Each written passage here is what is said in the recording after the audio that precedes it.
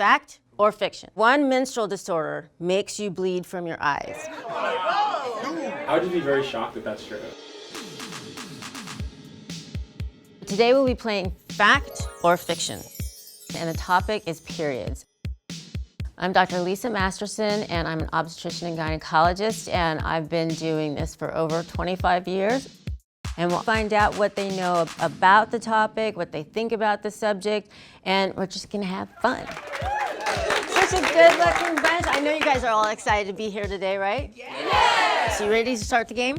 Yes! Okay, so today we're gonna be debunking a lot of period misconceptions. In general, you kind of want to know about what's going on with 50% of the planet, so. I feel like I'm gonna be surprised about how much I don't know. Yeah, I think I'll do well today because I am somebody that has had a period for 24 years. I personally consider myself an expert in periods. I'm gonna ace it. I'm a woman, and I've been a woman my whole life, bleeding and all, so I know everything there is to know about periods.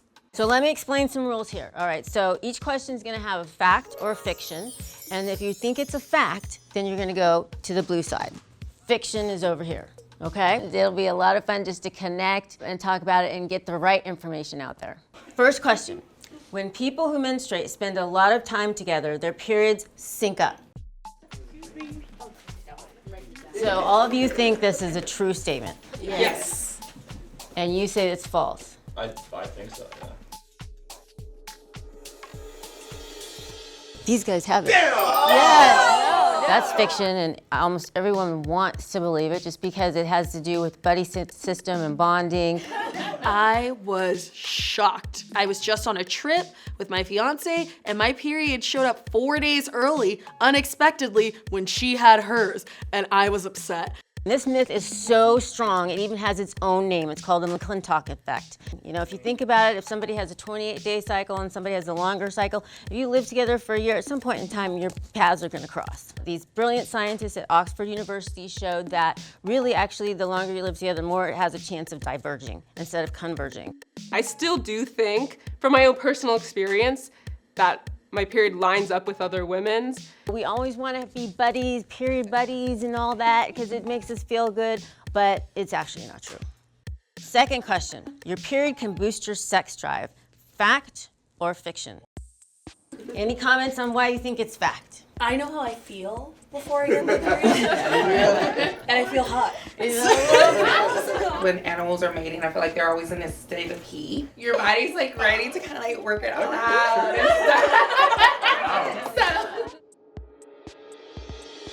It's actually fact. So it's fact because of how the hormones go during the cycle. Really, your sexual drive should be the highest during ovulation because of fertility. It's all hormonal. It's that rise in estrogen that starts to make you feel a little hot, as you said. Yeah. Yeah. Fact or fiction, being in water can counteract your menstrual flow. This was a stumper for a lot of people, and it had to do with water pressure and gravitational forces. Water pressure does counteract gravity. So if you have that pressure counteracting it, then it's not going to flow. When the doctor mentioned that water could delay it, I'm thinking like, great, you know, I can sit in it and it'll go away.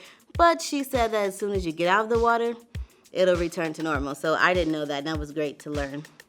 So this question gets asked a lot. Okay, periods can cause shark attacks. I don't think there'll be enough to draw a shark in, but. Like, that's the big myth, is like, sharks can smell like a drop of blood in like so many gallons of water, and it's not really true. You hit right on it. There's just not that much of it that would be enough to attract a shark. Periods do not cause shark attacks. This has been like, I don't know, this myth has just gone on so long. It doesn't happen. Otherwise, when I went on a surf trip with my girlfriends, we'd have had sharks following us all the way home. So, no.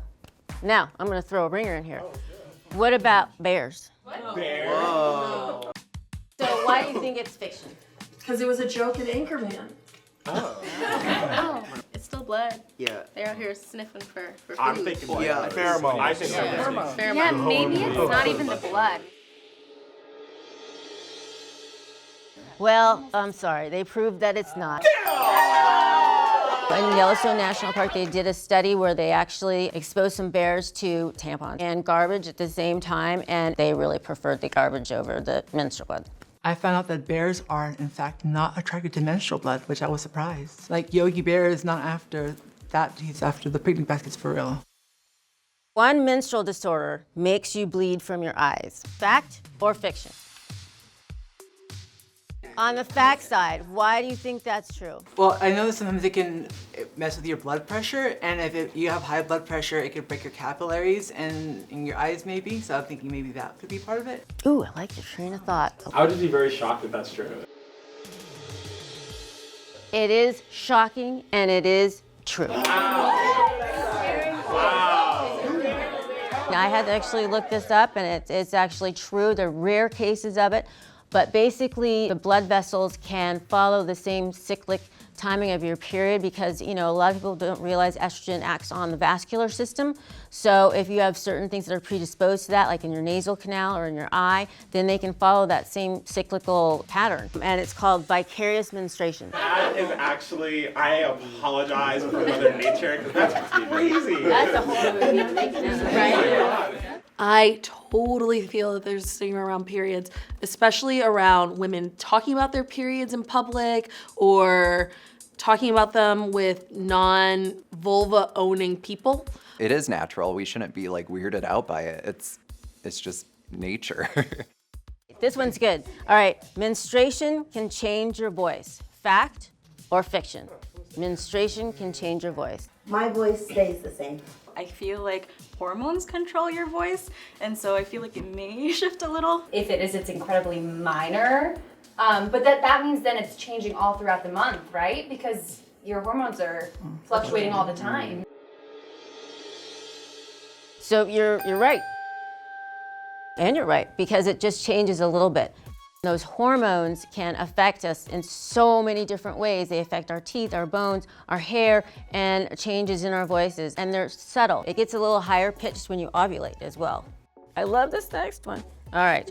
It's impossible to get pregnant when you're on your period. Fact or fiction? It's impossible to get... I'm here. Oh my God. You all think it's possible. Yeah. Well, you're right.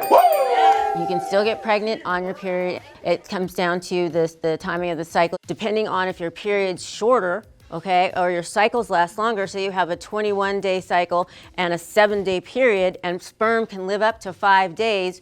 And so if you had intercourse at the end of that cycle, you just might overlap the ovulation time and get pregnant. I love that you all got that. Oh my God, didn't stump you on that one. Woo! There's a huge stigma around periods, around female bodies, and around female sexuality. It's kind of like one of those relics of masculinity where it's like, this is their business and not our business, but it shouldn't be a taboo subject for someone who will make a law about it, but you can't even talk about it. Like, it's kind of ridiculous.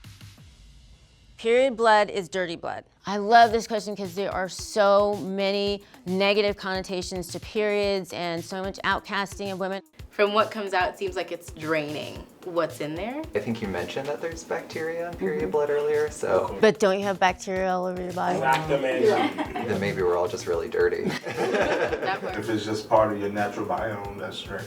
Like, So, fiction, yes. Right? And that actually comes from the Old Testament, where it says that a woman's period blood could stop seeds from sprouting, cause plants to die, and make fruit fall off of trees. And I'll tell you, if I had something that powerful, I would bottle that mess up. It's shrouded in this like, well, we don't want to talk about it because it's icky. But honestly, I think once people kind of let that go and just aren't afraid to just either be dumb or not know, they'll have a better time just like learning.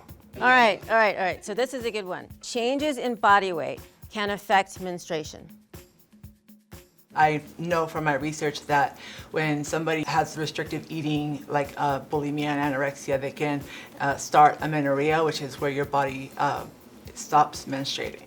I've actually noticed during times where I've lost weight that my cycle completely changed. I'm gonna be vulnerable here and throw my hat in the ring. I actually don't know the answer. No. Hormones is what it's about. And basically, if you gain weight or you lose weight, you're gonna do different things to your periods. If you have more fat on you, it's gonna break down into going to more estrogen, and that's what's gonna change your cycle. Vice versa, if you don't, you're not gonna have enough around to make those hormones. So if you have too much estrogen around, so too much fat that breaks down into the estrogen, then you can also cause irregular periods and cause uterine cancer. So it's because the fat actually breaks down, can be broken down into hormones. I think it just challenges me a little more to learn. Everyone who menstruates gets their period every 28 days. There are definitely months where I've skipped periods. Actually, yes, the average is 28 days. That's why we have the 28 days thing. But it can be anything 7 days or above or below. And so, yeah, 21 to even 45 can be a normal range. But your period is a vital sign. So you should keep track of it, use an app. If it is irregular, you should tell your doctor because it may be a sign of something else. There are other things that can make it be different timing, again, like birth control pills, IUDs and things like that, other disorders like polycystic ovarian disorder, structural things like uterine fibroids. Thinking back to when I'm 13, 14 years old and I would hide my tampons in my bag, so afraid that the other girls who are also having their periods will see it. Slowly through years of learning about myself and speaking to other women, I've truly learned to love my period and see it as the gift that it is, the gift to create life, and I love that. Fact or fiction? Most mammals menstruate. Most mammals menstruate. I feel like that's just like one of those evolutionary things.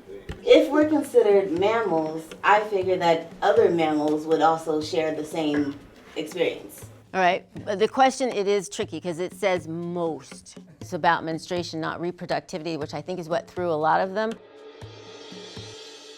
There's not that many. There are some, and I'll give them to you. So only higher primates, the elephant shrew, bats, those are the ones that actually do that, yes. Because if you think about it, if most did, there'd be a lot of menstruating things going around here. Oh my God, we're done!